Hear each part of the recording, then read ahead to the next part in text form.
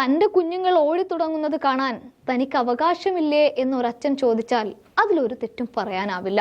എന്നാൽ മന്ത്രി ഗണേശന്റെ തീരുമാനം തൽക്കാലം കാണണ്ട എന്ന് തന്നെയാണ്. ഗതാഗത മന്ത്രി സ്ഥാനത്ത് നിന്ന് ആന്റണി രാജു മാറുകയും പകരം കെ ബി ഗണേഷ് കുമാർ ആ കസേരയിൽ ഇരിപ്പുറപ്പിക്കുകയും ചെയ്തതോടെ കാര്യങ്ങളാകെ കുഴഞ്ഞുമറിയുകയാണ്. ഇപ്പോഴത്തെ പ്രശ്നം പുതുതായി വാങ്ങിയ ഡബിൾ ഡക്കർ ഇലക്ട്രിക് ബസ്സുകളുടെ ഉദ്ഘാടന പരിപാടിയിലേക്ക് ആന്റണി രാജുവിനെ ക്ഷണിച്ചിരുന്നില്ല എന്നുള്ളതാണ്. എന്നാൽ ഉദ്ഘാടന ചടങ്ങിന് മുന്നോടിയായി മുൻ മന്ത്രി ഡിപ്പോയിലെത്തി ബസ്സുകൾ സന്ദർശിച്ചിരുന്നു. മറ്റൊരു കാര്യമുള്ളത്, പുത്തരിക്കണ്ടത്ത് വെച്ച് നടത്താൻ നിശ്ചയിച്ചിരുന്ന പരിപാടി മണ്ഡലം മാറ്റി ക്രമീകരിച്ചത് എങ്ങനെയെന്നറിയില്ല എന്നും ആന്റണി രാജു ഇവിടെ കുറ്റപ്പെടുത്തുന്നുണ്ട്. അത് ആരെയാണ് എന്ന് പറയേണ്ടതില്ല. പുത്തരിക്കണ്ടത്ത് വെച്ച് ഉദ്ഘാടനം നടത്തുമെന്ന് ആദ്യം പറഞ്ഞിരുന്നത് ഇപ്പോഴാണ് മണ്ഡലം മാറ്റിയ വിവരം അറിയുന്നത്. സാധാരണ നഗരത്തിന്റെ ഹൃദയഭാഗങ്ങളിലാണ് ഇത്തരം പരിപാടികളും ഉദ്ഘാടനവും നടക്കുക. മണ്ഡലം മാറിയത് എങ്ങനെയെന്നറിയില്ല. താൻ ഗതാഗത മന്ത്രി ആയിരിക്കെയാണ് ഇലക്ട്രിക് ബസ്സുകൾ വാങ്ങാൻ തുടങ്ങിയത്. ഇലക്ട്രിക് ബസ് തന്റെ കുഞ്ഞാണ്.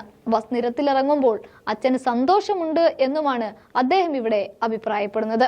എന്നാൽ ഞാനിതൊന്നും അറിഞ്ഞിട്ടേ ഇല്ല എന്ന മട്ടിലാണ് ഗണേഷ് കുമാർ പറയുന്നത്. ഈ ബസ് ഉദ്ഘാടന ചടങ്ങിൽ നിന്ന് മുൻ മന്ത്രി ആന്റണി രാജുവിനെ ഒഴിവാക്കാനായി വേദി മാറ്റിയെന്ന വിവാദത്തിൽ വിശദീകരണവുമായി ഗതാഗത മന്ത്രിയുടെ ഓഫീസ് തന്നെ എത്തിയിരിക്കുകയാണ്. വേദി തീരുമാനിച്ചത് KSRTC അല്ലെന്നാണ് മന്ത്രി ഗണേഷ് കുമാറിന്റെ ഓഫീസ് ഇറക്കിയ വാർത്താക്കുറിപ്പിൽ പറയുന്നത്. മാധ്യമങ്ങൾ വസ്തുതാവിരുദ്ധമായ വാർത്തകൾ നൽകി മന്ത്രിയെ കുറ്റപ്പെടുത്താൻ ശ്രമിക്കുന്നു എന്നുമാണ് ഗതാഗത മന്ത്രിയുടെ ഓഫീസ് ആരോപിക്കുന്നതും.